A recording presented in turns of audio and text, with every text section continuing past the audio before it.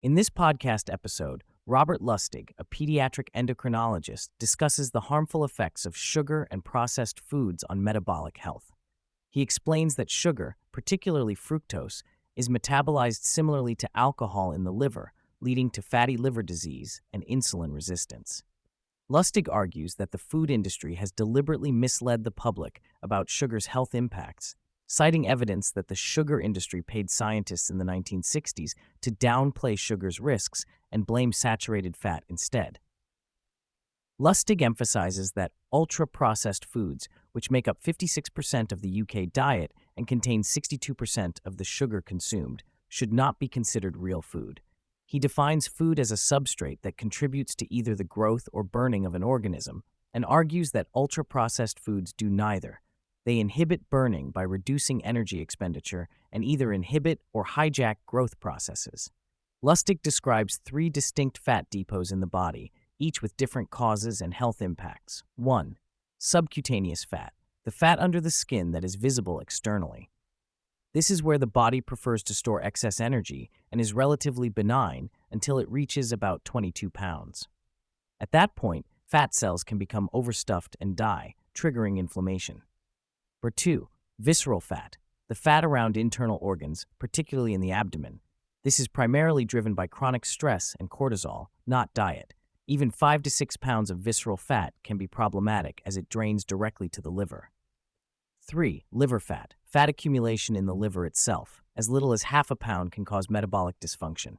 The main drivers are fructose, alcohol, trans fats, and excess branched-chain amino acids. Lustig notes that many people, even if thin, may have unhealthy levels of visceral or liver fat without realizing it. He cites statistics showing 88% of Americans have some form of metabolic dysfunction, often due to hidden fat accumulation. Chronic stress plays a major role in driving visceral fat accumulation and metabolic dysfunction.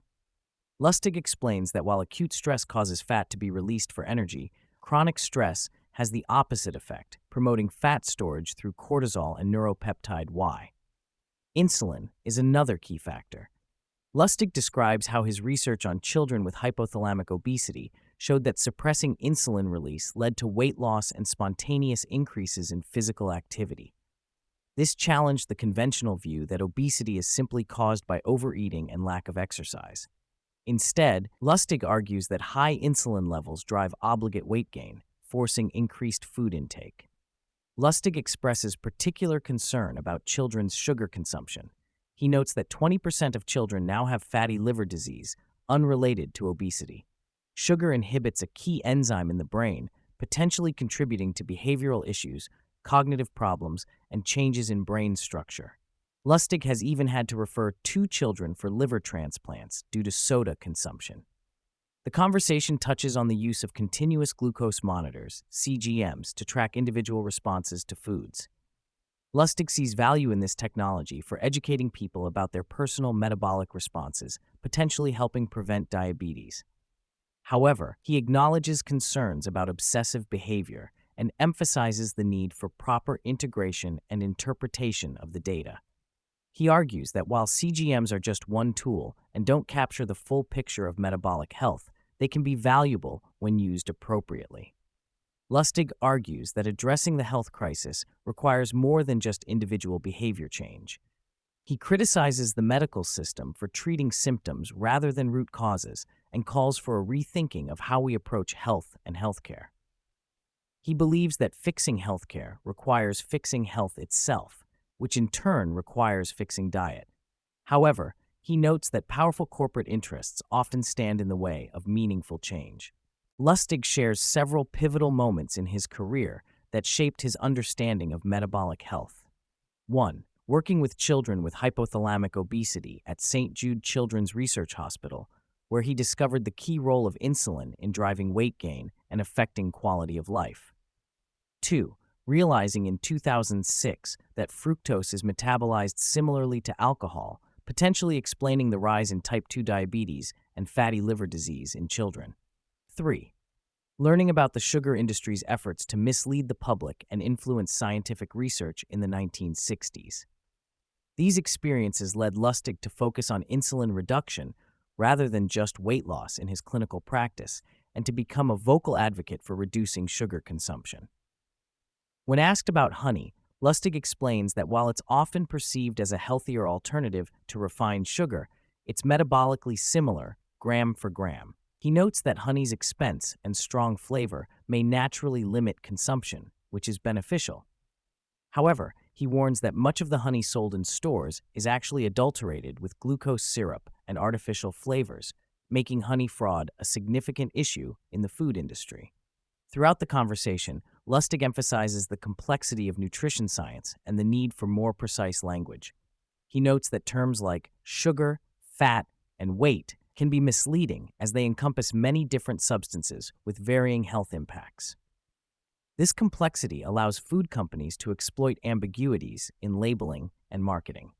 For example, Lustig explains that while branched-chain amino acids are essential and beneficial for bodybuilders, excess consumption by sedentary individuals can contribute to liver fat accumulation. He notes that the prevalence of corn-fed animals in the U.S. food supply has increased the average intake of these amino acids. Lustig consistently emphasizes the importance of eating real, whole foods rather than ultra-processed products. He argues that many of the health problems associated with modern diets stem from the shift away from traditional, minimally processed foods. While he acknowledges that some populations have historically consumed high-carbohydrate diets without ill effects, he attributes this to factors like overall lifestyle, stress levels, and the quality of the carbohydrates consumed. Lustig addresses several common counterarguments to his views. One, the idea that small amounts of sugar are harmless. He explains that while the body can handle limited quantities, excess fructose overwhelms the liver's capacity to process it safely. 2. The notion that only total calories matter. Lustig argues that the source and quality of calories have significant metabolic impacts beyond their energy content. 3. Concerns about orthorexia, obsessive focus on healthy eating. While acknowledging this risk, Lustig believes the benefits of increased awareness generally outweigh the potential downsides. Lustig draws parallels between the challenges posed by new food technologies and other scientific breakthroughs like nuclear weapons, recombinant DNA, and artificial intelligence. He argues that just as society has established guardrails for potentially dangerous technologies, we need similar safeguards for how we use and market food products. He sees this as essential for harnessing the benefits of nutritional science while mitigating potential harms. Robert Lustig presents a compelling case for the central role of sugar, processed foods, and chronic stress in driving the modern epidemic of metabolic diseases. He challenges conventional wisdom about obesity and advocates for a more nuanced understanding of how different foods and lifestyle factors affect our health. While acknowledging the complexity of the issues, Lustig emphasizes the importance of returning to real, whole foods and addressing the systemic factors that shape our food environment. His work highlights the need for both individual awareness and broader societal changes to improve metabolic health and prevent chronic diseases.